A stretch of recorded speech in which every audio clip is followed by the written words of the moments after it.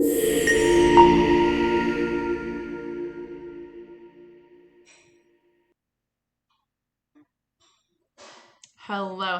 Barbie. Welcome in. I'm going to start right on time today because we have got a lot to get through today. So here we go. Here is a reality check that happens when you sit in a seat where you're coaching seven-figure commercial real estate producers where they have teams of agents underneath them. When you're in mentorship practices with a handful of agents, is that right now the market is requiring your ability to know exactly how to solve problems in the moment they arise. And what's true is that most agents are not inspecting their deals. They're only doing it when something goes wrong. And then by that point, the lender is nervous, the client's frustrated, the other broker has stopped communicating, or maybe they never were, or the transaction's already dead and we're getting to this exercise too late. What happens when you start to witness a great broker in a transaction is they inspect deals before the symptoms start to become fatal.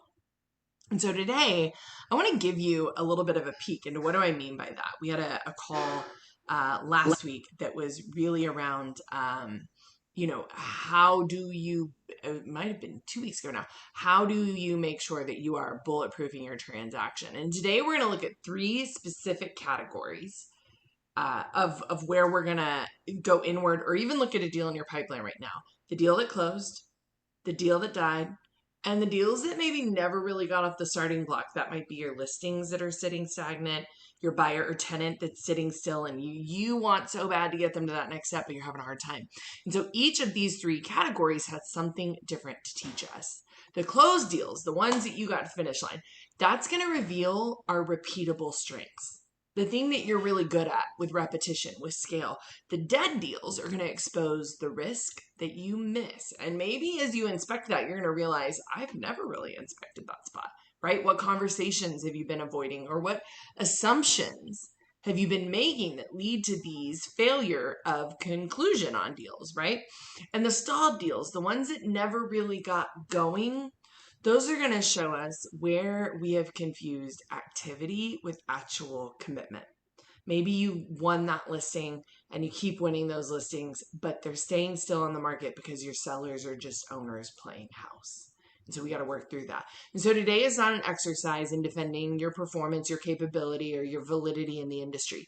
It is an exercise in improving how you play the game. And in a market like this, you have to consistently work on that, even if you feel like you're at the top of the game. There's 2 different athletes that in books tell their story of like how they would practice differently than their teammates. And it shouldn't be surprising. If it's in basketball, it's Kobe and it's Michael Jordan. And both of these actually show up in another book by Phil Jordan. I was seeing if I could see the name of his book. I forget it off the top of my head. But he even validated the exact same way they talked about the way they practice themselves. Kobe, after every single game, would go back on the court once everybody had left and go shoot 1,000 free throws. 1,000 free throws. And that was just part of his exercise. Why? Because he was really insistently clear that that was the only thing that would keep him at the top of his game, was being better at doing the basics really well. And he had other areas where after practice, he went and did this that other people didn't do. Before practice, he would run this exercise. When he worked with his trainer, he had this. And Michael Jordan had a similar practice in that. But what you learn about both of them is that to be at the top of their game, they were really clear it was their game, nobody else's. They didn't compete with anybody else on the court. They were explicitly clear it's their game they're competing against. And that's where I think as brokers, this magic thing happens when you stop thinking you're competing with the person in the office next to you or at a different brokerage or in your market. You're not competing with them. You're really just competing with yourself, deal over deal.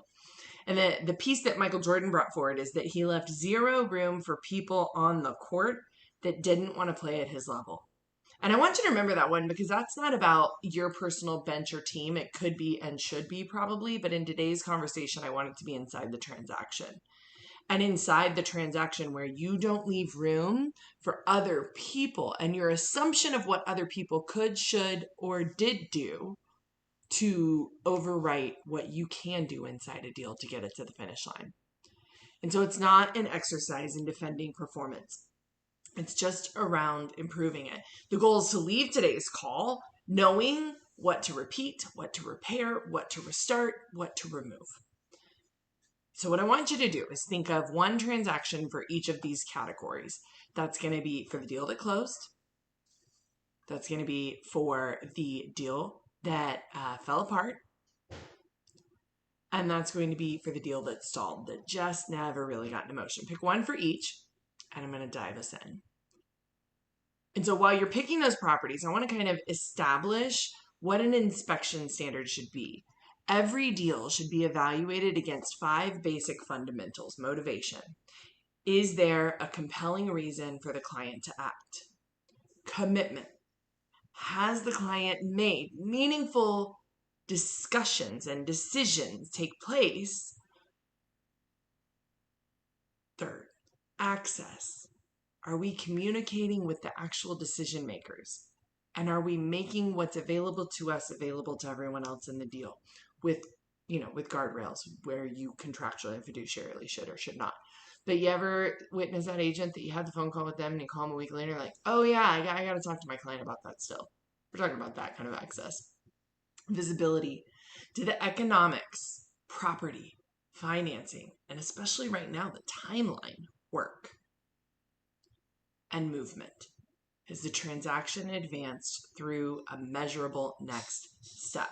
So we have motivation, commitment, access, visibility, movement.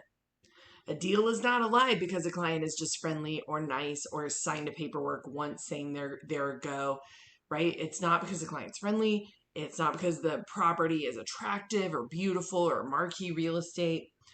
And it's not because the broker is busy. A deal is alive when qualified people are making it and keeping the commitments all in alignment.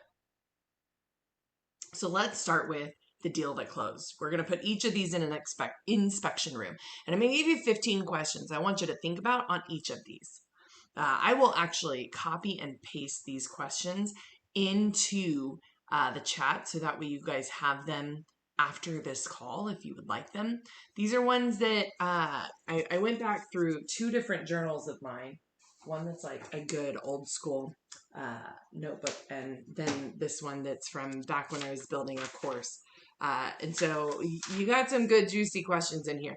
These are ones that will help us ask the best questions in the best moment and not at the wrong time, right? Let's see. Here we go.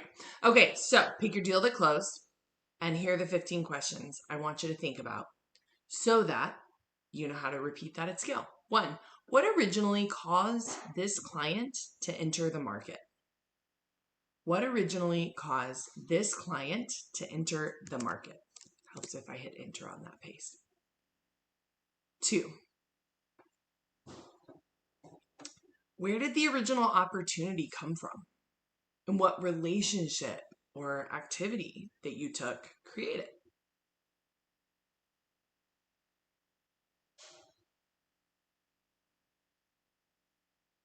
3, why did the client choose to work with you or your team instead of another broker?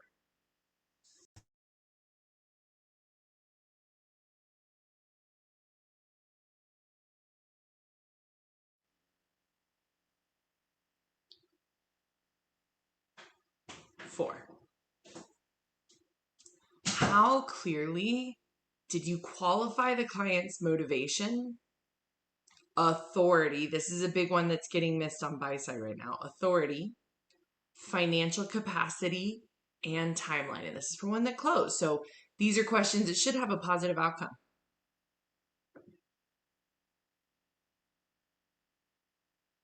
5, who were the real decision makers, influencers, and potential blockers? When I say decision maker on this one, I don't mean just as your client. Who else in the deal carried enough weight in that transaction to be a decision maker? Debt is a big one right now in that For almost every deal that's closing, the lender is part of that decision-making process because you either sought out the right debt from the beginning, and that debt helped it make it easy for buyers to say, okay, this is how we're going to take this down. Or B, you found the debt during the deal. The buyer brought them to the table, or you had to go hunting because the debt you had didn't work, or you didn't get debt in the beginning and you found it. Who were the decision makers? Caveat on that question. I know I said only 15, but that one almost has like an asterisk. Why were they at the table? What part of the deal did they have the decision-making authority in? 6. What did we learn early that allowed us to shape the strategy correctly?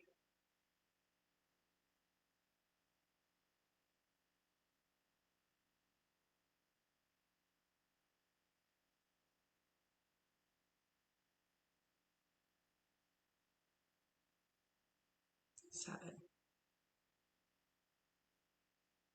What action created the most momentum in the transaction? Yours or anyone else's? What action created the most momentum in the transaction?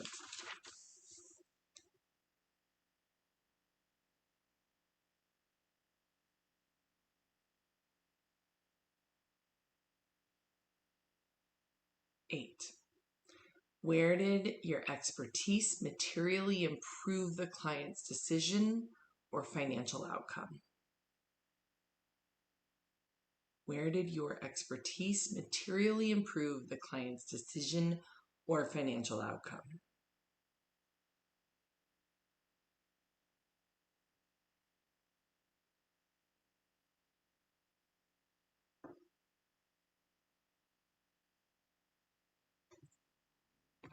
9. What obstacle did you anticipate before it became a problem?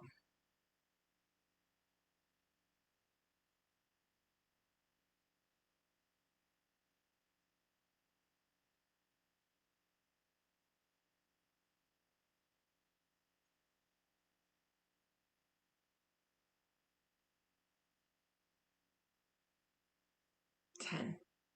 What unexpected issue nearly disrupted the transaction?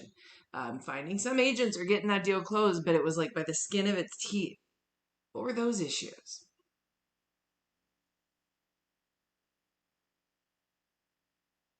Okay, 5 more on this one. What conversation, system, resource, or relationship helped you overcome that issue?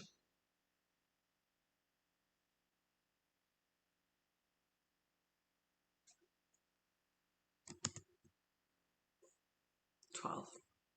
At what point did the client become fully committed to completing the transaction? And I don't mean like they were mostly there, but they were pissed off not talking to you because they didn't like something in the deal and the way it was going down. I mean, at what point were they emotionally over things and into motion? Committed. They're not going to let the deal fall apart. They're not going to email you tomorrow and blow it up. 13. What did we do that made the cooperating broker, any lenders, attorneys, or other parties more effective?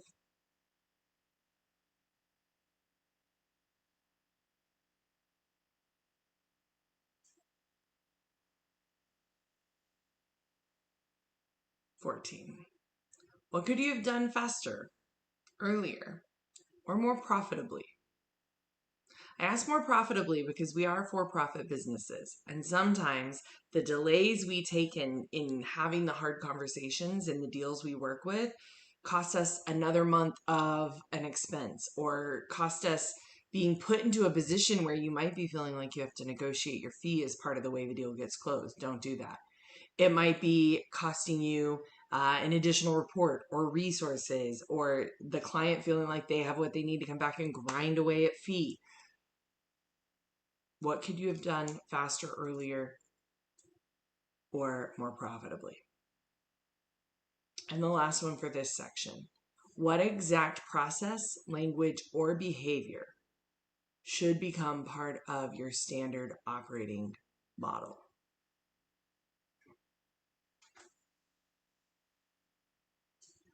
Let me hear from at least one of you guys that are on here. As you go through those 15 questions, did you uncover something that made you go, I'm actually pretty good at that? That goes pretty well consistently. That never goes sideways in my deals. Is the silence deadly? There's no such thing as never. There's no such thing as never, Russ. What does that mean? You can't say it never happens. It never goes that way. It never. I was just telling the guys in my world, when things get crazy at the end, it's going to close. When it's quiet, I worry. When it's a Yeah, sleeper, I'm like something's wrong. that is exactly it. And I will tell you, I've had agents in coaching conversations like, no, it's good. It's totally. I'm like, when's the last time the client talked to you? I haven't talked to him in like a week or two. I'm like, that deal is blowing up. You need to call them and find out why. They're building their moat right now, and you're on the wrong side of it. Yeah, Yeah. yeah. I like the deal where people are fighting to get to the finish line quite a bit. That's well said. Yeah. In my role, I get out front of appraisals and environmental quick. If there's a problem, I want to know now. Yeah, and the market you're in, those are both really important. Yep. Anyone else want to share? Okay. So then that gets us where we really should be able to start to identify for ourselves in deals that close. What's a behavior that you want to keep seeing yourself repeat? What's a system that maybe you were not realizing you had, or you do realize you had, that you want to just standardize as part of your contract process? I teach all of my coaching clients to daily bulletproof the transaction. If there was one thing that would blow this deal up today, what would it be? And the answer is never allowed to be nothing. 3, what's one relationship based on your findings that you want to strengthen because it adds to the value you bring to the table in your deals? And 4th, what's one additional opportunity that you would be able to go pursue from your closed transaction? Look at this one that you pulled as your sample first, but then ask that of all of your deals this year that have closed year to date. Just remember, a closing ultimately that's not the end of the deal. It's the beginning of referrals or renewals, expansions, dispositions, acquisitions, and long-term advisory work. When I close a deal, I see agents ask like, "What do you like as a closing gift?" I strongly prefer a closing dinner. Some cases a lunch, depending on the type of deal it was, and we take the client out because that's the right space to have the conversation of what are we working on next. And that's a really easy way to just make sure this is an ongoing renewal of relationship. Okay, second section. Pick your deal that died. I know no one likes to say that happened out loud, but it happens. And in the market we're in, knowing how to keep those deals together is a required skill set. What we want to do in these next 15 questions is separate unavoidable market outcomes from preventable brokerage failures, and then be able to turn loss into better future processes. So the first one on this, and I'll copy and paste these for you guys as well. The first one on this is, what was the client's original motivation, and was it ever strong enough to support action?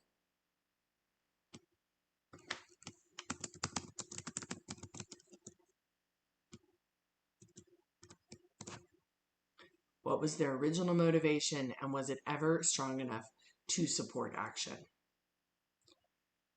2, did we verify the client's financial capacity in documentation, authority in documentation, expectations, and timeline? 3, at what exact moment did that transaction begin to lose momentum?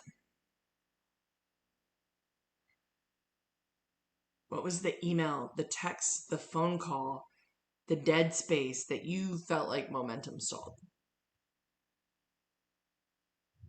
4, and this one out of all of these, I believe is actually the most important one because it's working on your ability to spot the optics. What warning sign appeared first? What warning sign appeared first?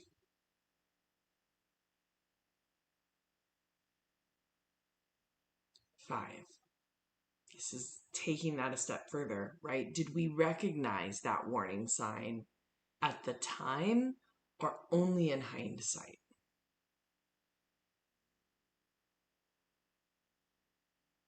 6. Which assumption did you make without independently verifying it?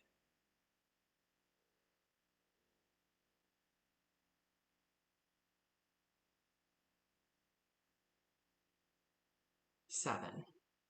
Was every decision maker identified, engaged, and aligned? I'm emphasizing engaged because the silent sibling or investor in the background is almost always bad news waiting to come.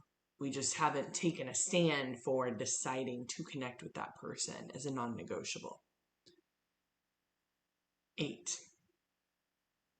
Were their deal economics tested early enough? Meaning you might have put underwriting in the package, but did you actually go test it with the loan market before taking that listing out? Buyer says they have a lender. Did the numbers they were telling you line up with reality? 9. Did financing, all caps on that one, property condition, zoning, title, environmental risk, insurance, all caps on that one, or legal issues receive proper front end attention? Meaning you didn't wait until it came up as a problem, but you were the one bringing to the table proactive discussions around it versus reactive problem solving. 10. What difficult conversation did we delay, soften, or avoid? 11. Did you control the process with written next steps, deadlines, and accountability? See, I practice commercial real estate in California, and it's drilled into our heads so much because it's such a litigious state that everything happens in writing. I find fewer agents there that struggle with clearly written, defined next steps. Not to say I don't find any. I just find fewer than I do throughout the South, where handshakes and verbal agreements are still culturally part of how deals are done. And that's a wonderful way to think about how deals are done until the moment when the deal is breaking and you needed the deal to get done in writing. An email is not always in writing, by the way. Only signed, agreed upon documentation is.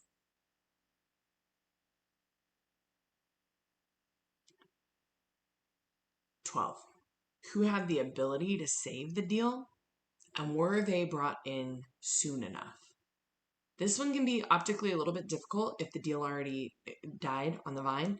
But think back, what was it that made it break? If you had brought in an expert on that topic earlier, would it have changed things? 13. What could we have negotiated? Price, timing, structure, contingencies, financing, scope, or expectations? Now, I'm asking if you could have negotiated because if the deal died, it wasn't negotiated to the point that it should have been. 14. Was that deal genuinely viable, or were we emotionally attached to an opportunity that just never worked? If you're looking at, as 8-figure opportunity, many agents emotionally get attached to the outcome and the economics just never make sense. 15. What inspection checkpoint must be added to prevent another transaction from dying for the same reason?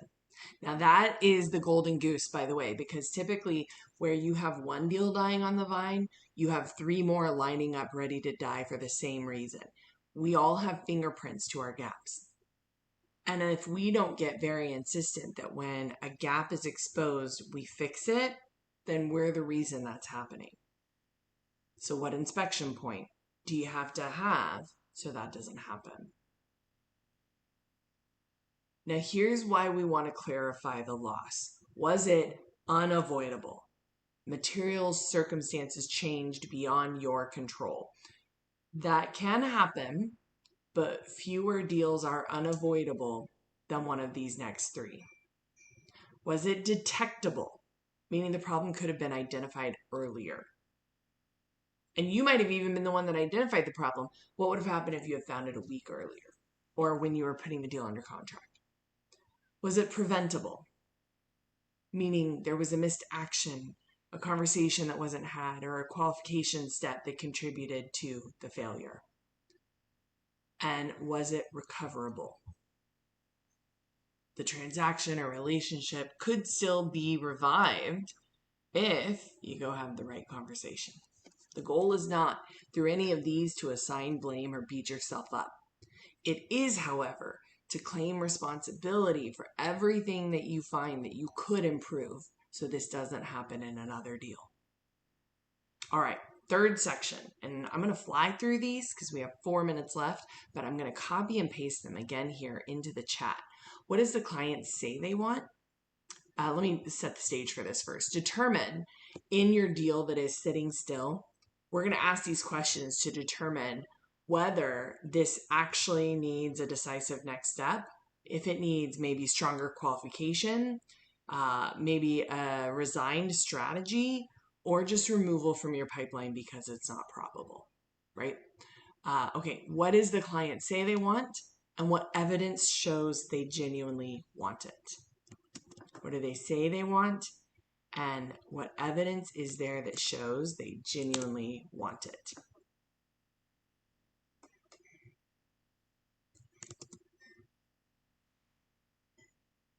Two, what specific event or problem is creating urgency? Let me rephrase that. What specific event or problem would create urgency?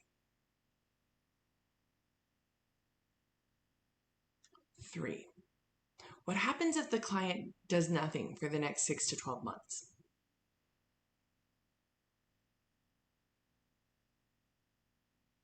4, have you spoken directly with the decision maker, the true decision maker?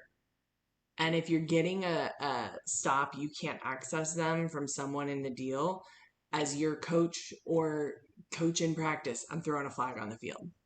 Deals where you don't have access to the decision maker, those are highly problematic. Is the client financially capable of completing the transaction? And have you seen that on documentation?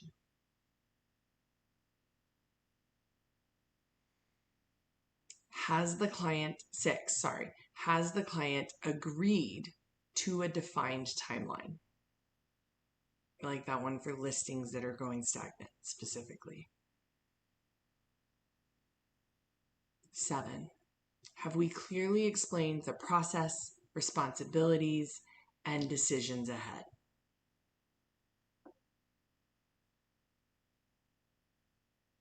8, has the client made any meaningful commitment, meaning showing you documents, financials, set up tours, reviewed or submitted underwriting, signed an agreement, an LOI, or a scheduled discussion? Those are important. Had a client, a coach say, everything's back and forth on text. There's a language barrier, so we never get on calls. That's a problem. That leads to deal breakage later or to lack of momentum, right? 9, what information is currently missing and how will you go about getting it? 10, what objection or fear is the client not saying directly?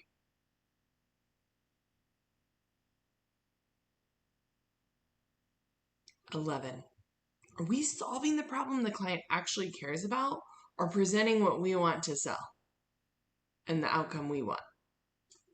You can already hear in my tone the gap with that one, right? 12, what is the smallest meaningful commitment that you could ask for, you can and should ask for next? 13, what specific next action, owner, or deadline have been established. When I say owner in that, I mean who owns the task. So the specific action, who owns the task, and the deadline. 14. If the client refuses the next actionable commitment and the reasonable commitment, should this remain an active opportunity? And 15. Within the next week, will you advance it, reposition it, nurture it, refer it, or remove it? Now I'm going to give you those in a breakdown because every stalled opportunity receives one of these designations. It can get advanced, meaning it's a specific commitment has been scheduled. It gets a reposition, which means the strategy or the structure of the deal, that's got to change a little bit, and you've talked with them about it, and they're in agreement. 3 is the nurture. The opportunity is real, the time's just not right. So you got to keep them nurtured.